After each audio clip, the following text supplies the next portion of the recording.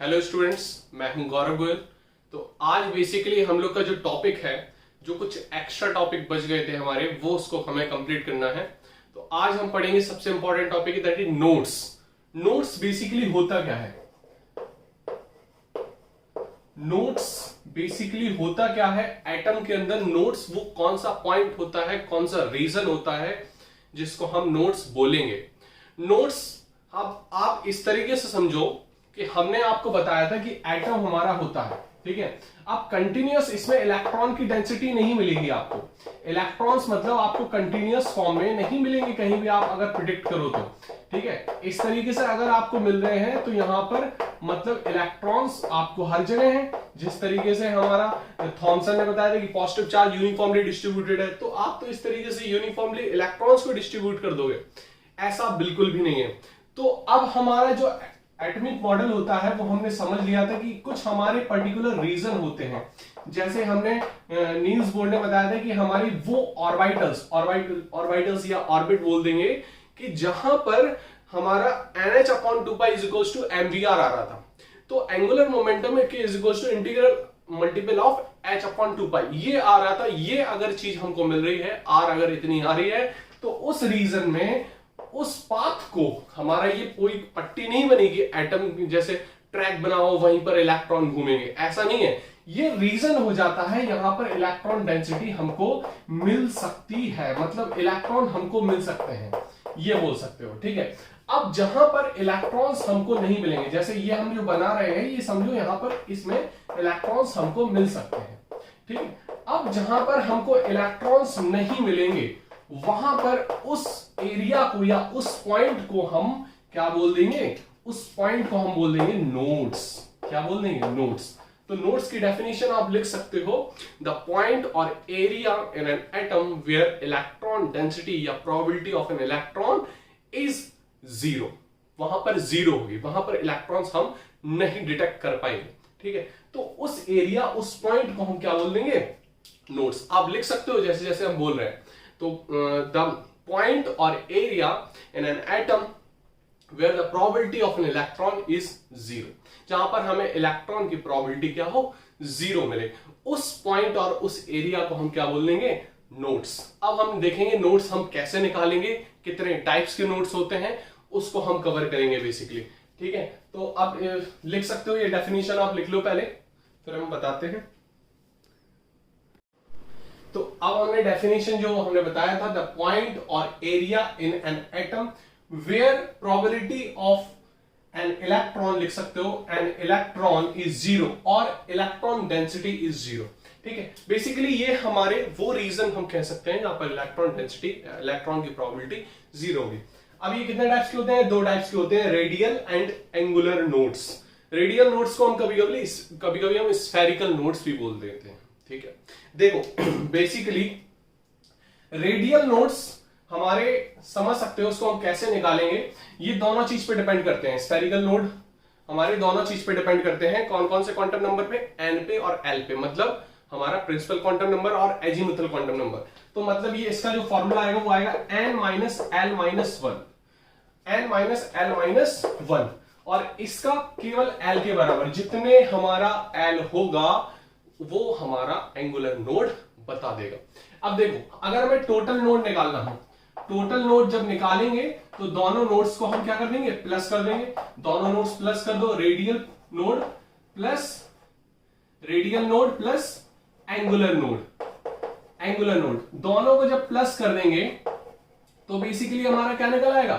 n - l - 1 और plus l, ठीक है।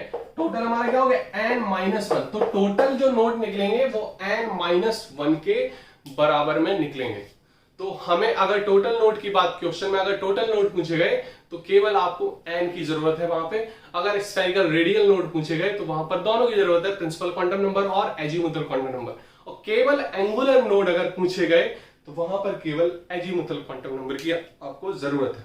अब देखो यहां पर हम कुछ चीजें और देखेंगे, ये नोट कर सकते हो आप पॉज करके वीडियो को। अब देखो बेसिकली हम जो समझेंगे यहां पर कैसे हम प्रिडिक्ट करेंगे, कैसे निकालेंगे नोट्स, कौन से रीजन हो सकते हैं, वो लाइव हम कैसे देखेंगे।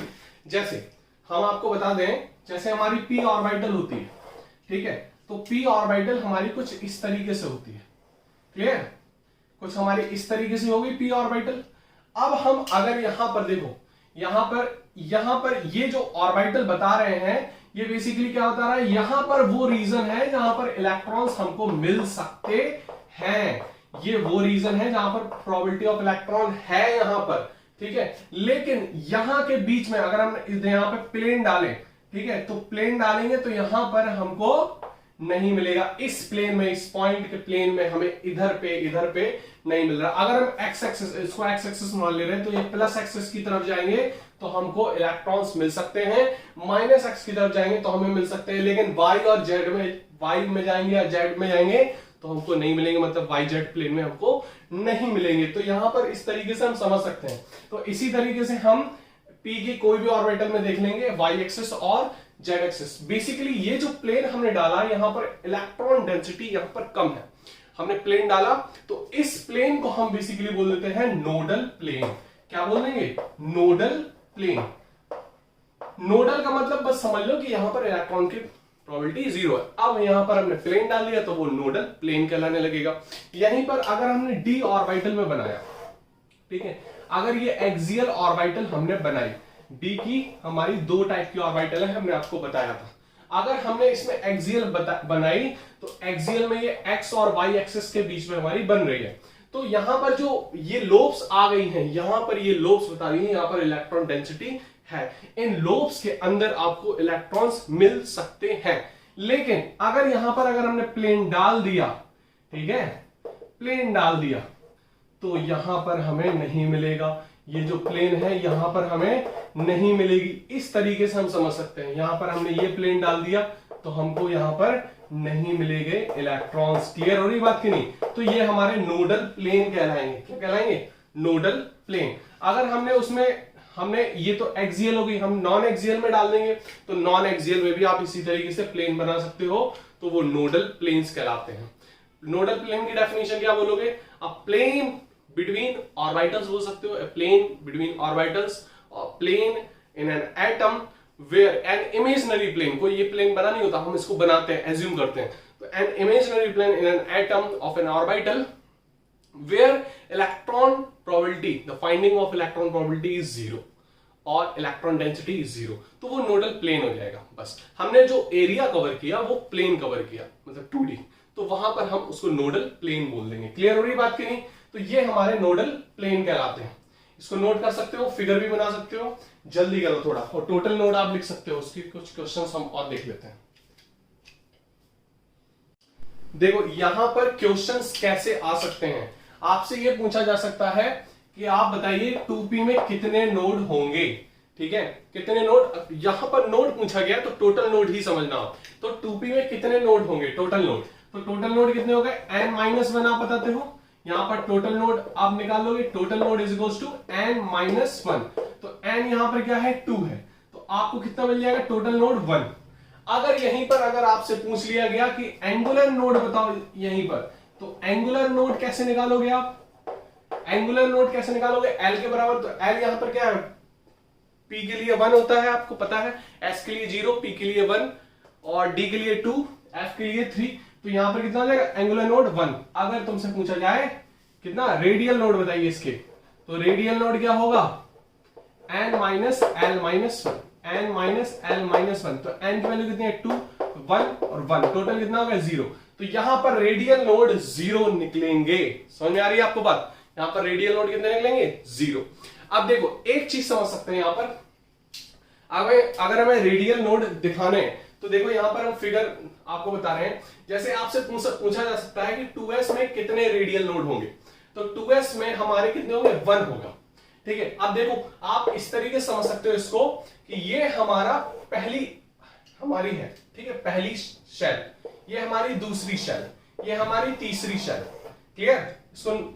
इसको हटा दो, ठीक है। तो ये हमारी पहली शेल है, दूसरी शेल है, तीसरी शेल है, ठीक है। अब देखो पहली शेल ये हमारी 1s है, ठीक है, 2s है, हमने मान लिया इसमें 3s होगी, बिल्कुल। पहली शेल में 1s होता है, दूसरी शेल में 2s भी हो जाएगा, तीसरी शेल में 3s भी हो जाएगा। अब 1s और 2s के बीच में एक रीजन आ रहा है, यहां पर एक रीजन जो बनेगा स्फीयर वो एक बनेगा, तो स्फेरिकल नोड क्या होगा 1।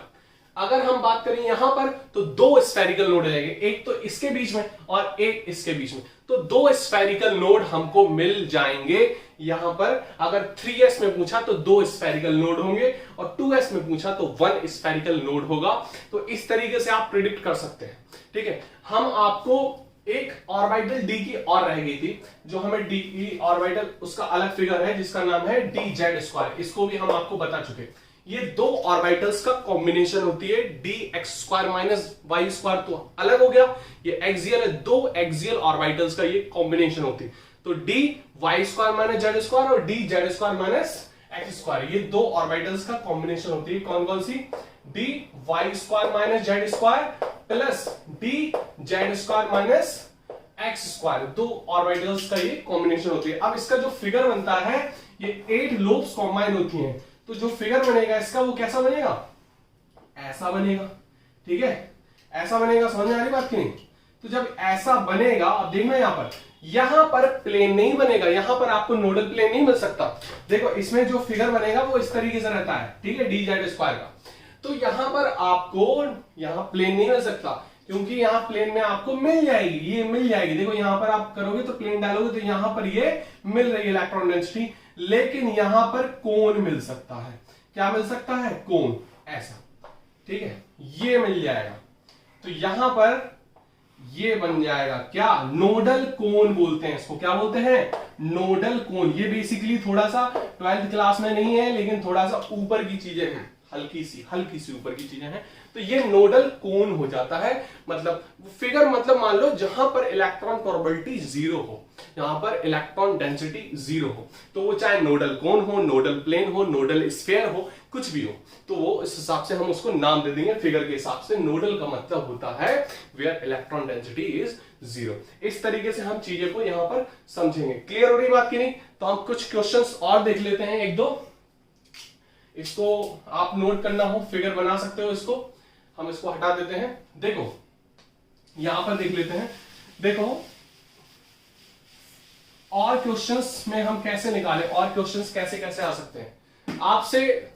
रेडियल नोड में ऑप्शंस भी आ सकते हैं, ऑप्शंस बेसिस पे, तो एमसीक्यू फॉर्म में तो आप उस फॉर्म में भी बता सकते हो। जैसे हमने बोल दिया आपको, आप बताइए 5D7 में कितने नोड होंगे। अब ये आपको इससे कोई मतलब नहीं है, मतलब किससे है? आपको 5D से। इसमें रेडियल नोड निकालना है आपको। तो रेडियल नोड आप कैसे निकालोगे? इस पे n minus L minus one, n minus L minus one. तो कैसे, कितना हो गया इसका n minus L minus one का? n यहां पर कितना है? 5, l यहां पर कितना है? 2 होता है d के लिए, और 1, तो टोटल यहां पर कितने निकल गए? 2 रेडियल नोड यहां पर हमको मिल गए। समझ में आ रही बात की नहीं? तो इस तरीके से हम क्वेश्चंस को कर सकते हैं। देख लेना, एनसीईआरटी में आपको मिल जाएंगे क्वेश्चंस, तो ठीक है, वरना हम कुछ क्वेश्चंस आपको शेयर कर देंगे। इसको नोट कर सकते हो, आप फिगर भी बना सकते हो, कर लो अच्छे से। देखो कुछ क्वेश्चंस और देखते हैं यहां पर कैसे हम नोट्स निकालें। हमें केवल नोट्स के लिए दो चीजें इंपॉर्टेंट है, that is n principal quantum number and azimuthal quantum number. अब हम कैसे कैसे निकालें दोनों को। अगर हमने यहां पर क्वेश्चन दिया how to calculate radial nodes and angular nodes, तो आपको हमने बताया था रेडियल नोड के लिए फॉर्मूला होता है, केवल फॉर्मूला आपको याद रखना है, रेडियल नोड के लिए होता है n minus L minus one. ठीक है, एंगुलर नोड हमारा केवल एल के बराबर होता है, एंगुलर नोड। ठीक है, एंगुलर नोड किसके बराबर होता है? केवल small L, that is azimuthal quantum number. अगर हम यहां पर बात करें टोटल नोड की, तो टोटल नोड हमारे क्या हो जाएंगे? दोनों को प्लस कर दो, angular node and radial node, दोनों को क्या कर दो? प्लस कर दो। दोनों को प्लस कर देंगे, n minus L minus one, minus का एल प्लस का एल कैंसिल आउट, टोटल बन जाएगा n माइनस वन। क्लियर हो रही बात की नहीं? n माइनस वन हमारा आ जाएगा। अब देखो हम कैसे निकालें इन क्वेश्चंस को, हम कैसे निकालें। देखो यहां पर n हमारी जो प्रिंसिपल क्वांटम नंबर है, मतलब हमारी शेल्स को बताता है। क्या बता रहा है? शेल्स को। अब हम कैसे निकालें इसको? देखो 3D7 की बात कर रहा हूं मैं, 7 से कोई लेना देना नहीं है, हमें n और l पे ध्यान देना है। तो अगर हम 3D की बात करें तो 3D में एंगुलर नोड क्या कितना आ जाएगा? रेडियल नोड निकालते हैं पहले। रेडियल नोड कितना हो जाएगा, सीधे सीधे आपको रखना है, तो n की वैल्यू यहां पर 3 है, ठीक है, क्या हो जाएगा 3। d की वैल्यू क्या होती है, हमने आपको बताया d की वैल्यू 2 होती है, ये सारी वैल्यू लिखी है, तो 3 माइनस 2 माइनस 1 कितना हो गया 0। एंगुलर रेडियल नोड हमारा क्या हो गया 0 हो गया। क्लियर हो रही बात की नहीं, समझ में आ रही बात। अब अगर हम बात करें यहीं पर एंगुलर नोड निकालो, तो एंगुलर नोड कितना निकल आएगा यहां पर, एंगुलर नोड d के बराबर हो जाएगा, कितना हो जाएगा 2। ये हो गया हमारा एंगुलर नोड, कितना हो गया एंगुलर नोड। अगर हम टोटल नोड की बात करें, टोटल नोड क्या हो जाएगा n-1, तो n-1 मतलब 3 - 1 इज इक्वल्स टू 2, तो टोटल नोड हमारा क्या हो गया 2। क्लियर हो रही बात की नहीं, सिंपल सीधे सीधे जोड़ सकते हो। अगर एंगुलर रेडियल दोनों पता है तो 2 ही आएगा हमारा, क्योंकि रेडियल यहां पर 0 है। इसी तरीके से हम किसी का भी निकाल सकते हैं। हम 6d का ले लें, तो 6d में हमारा क्या हो जाएगा, 6d का ले लो, तो 6d में हमारा रेडियल नोड की बात करें तो रेडियल नोड कितना हो जाएगा 6 - 2 - 1, तो कितना हो गया 3 बचा हमारा, कितना बचा 3। ध्यान से देखना यहां पर चीजें, 6d में हमारा कितना हो गया रेडियल नोड, n की वैल्यू 6, d की वैल्यू कितनी होगी 2, यहां पर 1, तो 6 - 2 - 1 3 हमारा रेडियल नोड हो गया, कितना हो गया 3 रेडियल नोड। क्लियर हो रही बात की नहीं। अब अगर बात करें एंगुलर नोड की, तो d के बराबर हो जाएगा, कितना हो जाएगा 2, कितना हो जाएगा एंगुलर नोड। क्लियर हो रही बात की नहीं, समझ में आ रही होगी बात। अब अगर बात करें टोटल नोड की, तो 3 + 2 सीधे सीधे जोड़ दो, नहीं तो n-1 कर दो, तो 6 - 1 कितना हो गया 5, ये हो गया टोटल नोड। क्लियर हो रही बात की नहीं, समझ में आगे हो गया बात, तो ये टोटल नोड हो गया। क्लियर, तो किसी का भी हम बहुत आसानी से निकाल सकते हैं। हम 7s को और देख लेते हैं इसमें से, बाकी तुम लोग करना। अब देखो 7s का कैसे निकालें हम, तो 7s का टोटल नोड कितना हो जाएगा 6, टोटल नोड कितना हो गया 6, n-1 होता है, तो टोटल नोड कितना हो गया 6।